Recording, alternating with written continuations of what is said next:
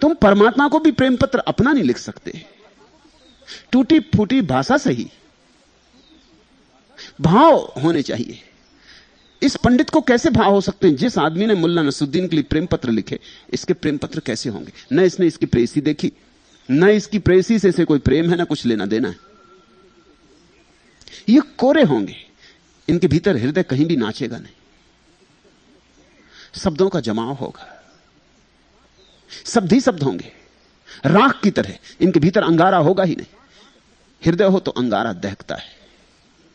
लेकिन तुम जब पुजारी को रख लेते हो अपने घर में पूजा के लिए, और वो आके रोज घंटी बजा के घड़ी भर को पूजा कर जाता है, अपनी नौकरी निपटा जाता है, उसे क्या मतलब है परमात्मा से? उसे नौकरी से प्रयोजन है। कल अगर उसे कोई ज्यादा पैसे देने को तैयार होगा तो वो वहां नौकरी करने चला जाएगा। तुम जिस दिन उसे तनख्वाह ना दोगे, उसी दिन पूजा बंद कर देगा।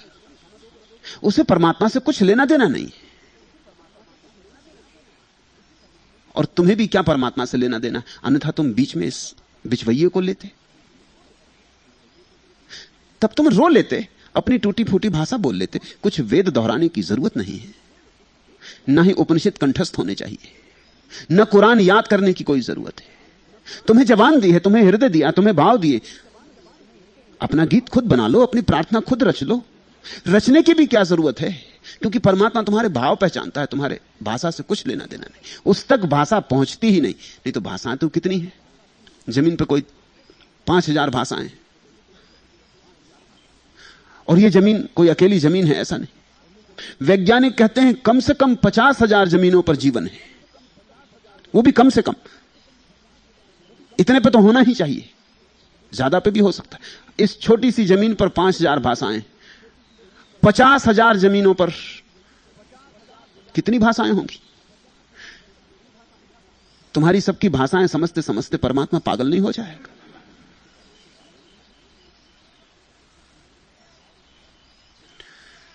भाव समझा जाता है, भाषा नहीं समझी जाती। मैं एक बार अपने एक मित्र के साथ बाजार गया। ऐसे में बाजार जाने में मुझे कभी रस नहीं रहा, कभी कुछ खरीदने बाजार नहीं गया। वो मित्र जा रहे थे, उन्होंने कहा कभी तो चलो, तो मैं उनके साथ हो लिया। उनके घर मेहमान था, वो सब्जियां खरीदने लगे।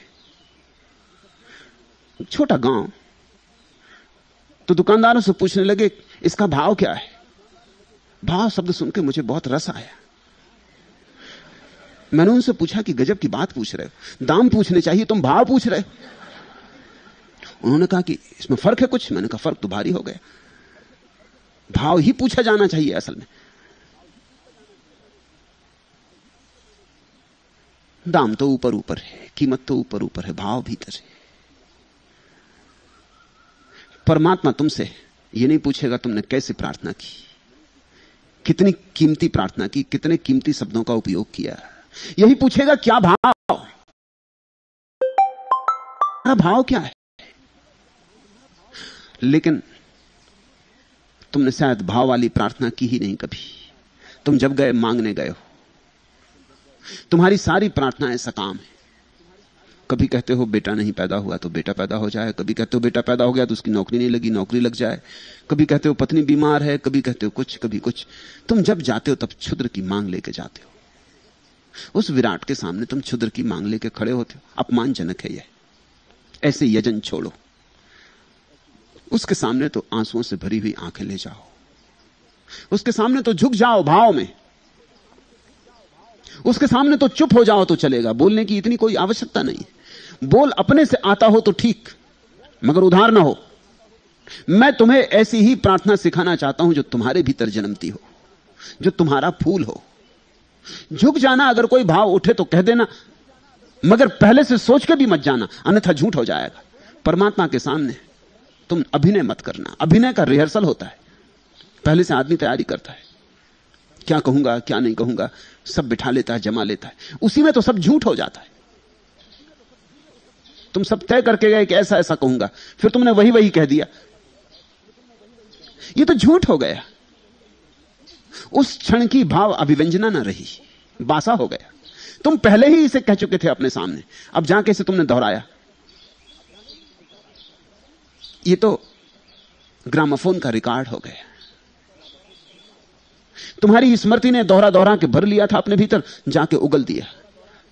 यह तो एक तरह का वमन हुआ। परमात्मा के सामने झुको और कोई भाव उठता हो तो उठने दो, ना उठता हो तो ना उठने दो। उठाने की कोई जरूरत नहीं, वह तुम्हारे मौन को समझेगा। टूटे फूटे शब्द आते हो आने दो, शब्दों के पीछे छिपे हुए तुम्हारे हृदय की धड़कन को समझेगा। वही समझा जाता है, भाव ही समझा जाता है। मैंने उन मित्र से लौट कर कहा कि आप साग सब्जी ले आए, मैं भी कुछ ले आया। मुझे यह भाव शब्द बहुत रुच गया। तुम जो पूछने लगे दुकानदारों से क्या भाव है, न तुम्हें ख्याल था न दुकानदार को ख्याल था कि तुम क्या पूछ रहे हो, लेकिन यह शब्द प्यारा है। तुम मंदिर जाते हो, क्या भाव है? कुछ मांगने जा रहे हो तो यजन, कुछ चढ़ाने जा रहे हो तो भजन, कुछ देने जा रहे हो तो भजन, कुछ लेने जा रहे हो तो यजन। जहां तुम लेने जाते हो वो बाजार, और जहां तुम देने जाते हो वह मंदिर। भगवत पूजा के बिना और प्रकार के अनुष्ठान को यजन कहते हैं। केवल भगवत पूजा ही मुक्ति का उपाय है, सांडिल्य कहते हैं। उसके सिवाय जो नाना प्रकार के यज्ञ, व्रत और सकाम पूजा आदि हैं, वे सब बंधन के कारण हैं। फिर बंधन स्वर्ण के भी हों तो क्या, लोहे की जंजीरें हों कि सोने की जंजीरें, सब बराबर है। तुमने जंजीरें बाजार में ढाली कि मंदिर में ढाली, इससे कुछ फर्क नहीं पड़ता। इच्छा मात्र जंजीर बन जाती, वासना मात्र बंधन बन जाती। तुमने कुछ भी मांगा, वैकुंठ मांगा, स्वर्ग मांगा, और भूल हो गई। प्रेमी कुछ मांगता नहीं। प्रेमी कहता है मुझे स्वीकार कर लो, मुझे ले लो, मुझे अपना कर लो, मुझे अपना लो, मुझे मिटा दो मेरी तरह। तुम ही तुम फैल जाओ मेरे ऊपर, तुम्हारा ही रंग मेरा रंग हो।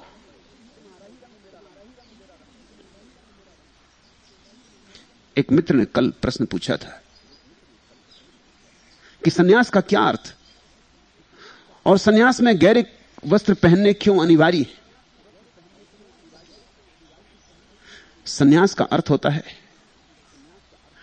तुमने अपना रंग छोड़ा।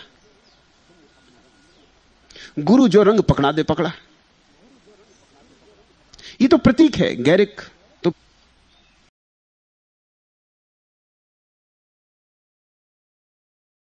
सकाम ना हो पूजा, कोई वासना ना हो पाने की, आह्लाद से हो, आकांक्षा से नहीं, आनंद से हो, अनुग्रह से हो, अपेक्षा से नहीं। बस वहीं सारा भेद है। तुम सत्यनारायण की कथा करवा लेते हो, कभी हवन भी करवा लेते हो, कभी यज्ञ करवा लेते हो, और बड़ा आश्चर्य है, करोड़ों रुपए यज्ञ पर फूके जाते हैं। और यज्ञ धार्मिक अनुष्ठान ही नहीं, यजन है, भजन नहीं है। घी डालो, गेहूं डालो, जो तुम्हें डालना हो डालते रहो, सब आग खा जाएगी। तुम जब तक अपने को ना डालोगे तब तक कोई यज्ञ पूरा नहीं होता। जिस दिन तुम ये गेहूं और घी इत्यादि डालने का पागलपन छोड़ोगे, अपने को डाल दोगे आग में, तुम जिस दिन कहोगे कि मैं जलने को तैयार, उस दिन क्रांति घटती, उस दिन भक्त का जन्म होता है। अरबाबे मोहब्बत ने तरासे हैं सनम, और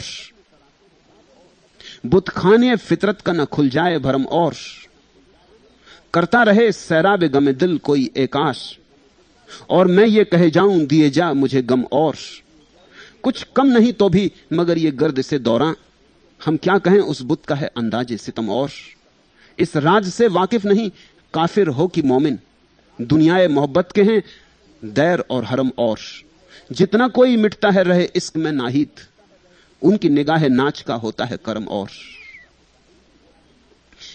प्रेम के मंदिर और प्रेम की मस्जिदें अलग ही हैं। तुम्हारे मंदिर और मस्जिदों से उनका कुछ लेना देना नहीं। इस राज से वाकिफ नहीं काफिर हो कि मोमिन, ना तो तुम्हारा पंडित परिचित है ना तुम्हारा मौलवी परिचित है इस रहस्य से। इस राज से वाकिफ नहीं काफिर हो कि मोमिन, दुनियाए मोहब्बत के हैं दैर और हरम, और वो जो प्रेम की दुनिया है उसके मंदिर और उसकी मस्जिदें और उसके यज्ञ और, उसके हवन और, उसके विधि विधान और।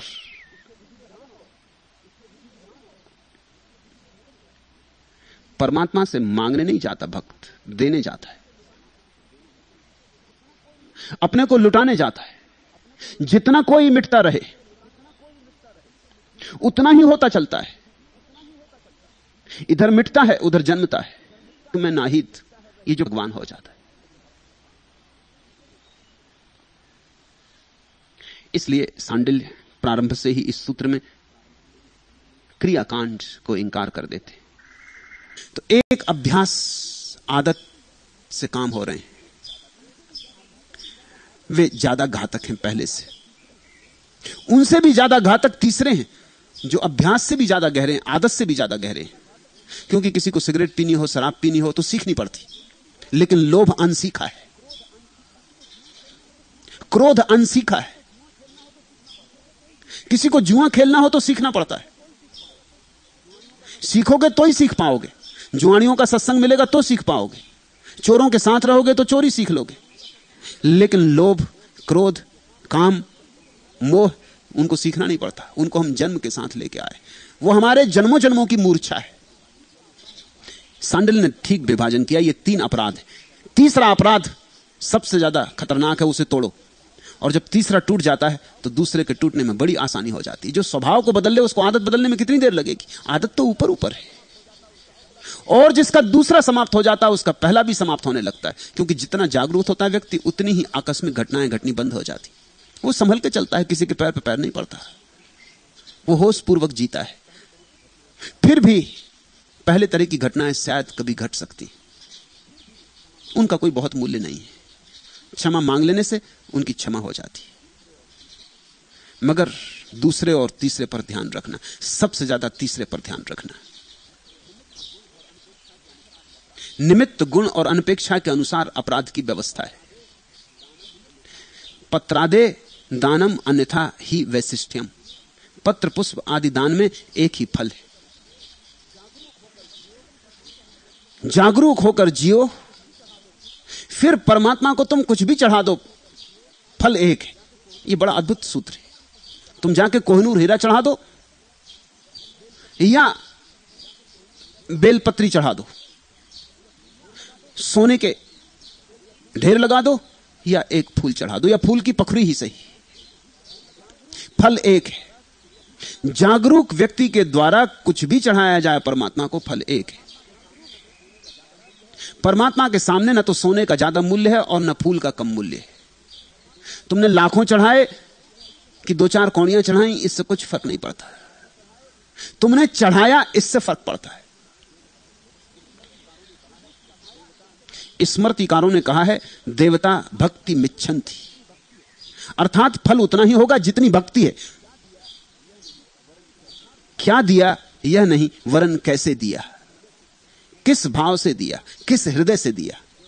देवता भक्ति मिच्छन्ति, देवता तुम्हारा भाव देखते हैं, तुम्हारी भक्ति देखते हैं। तो कभी कभी ऐसा हो जाता है, एक धनी आदमी 1000 रुपए भी दे देता जाके मंदिर में, मगर भाव बिल्कुल नहीं होता, उसे 1000 से कुछ फर्क ही नहीं पड़ता, दिए ना दिए। और कभी कोई आदमी जाके 2 पैसे चढ़ा देता है, लेकिन तब भी फर्क पड़ता है। हो सकता है जिसने 2 पैसे चढ़ाए उसके पास बस 2 पैसे ही थे, उसने अपना सर्वस्व चढ़ा दिया। जिसने 1000 रुपए चढ़ाए उसके पास करोड़ों थे, उसने कुछ भी नहीं चढ़ाया। परम अर्थों में गुण का मूल्य है, मात्रा का नहीं। देवता भक्ति मिच्छन्ति।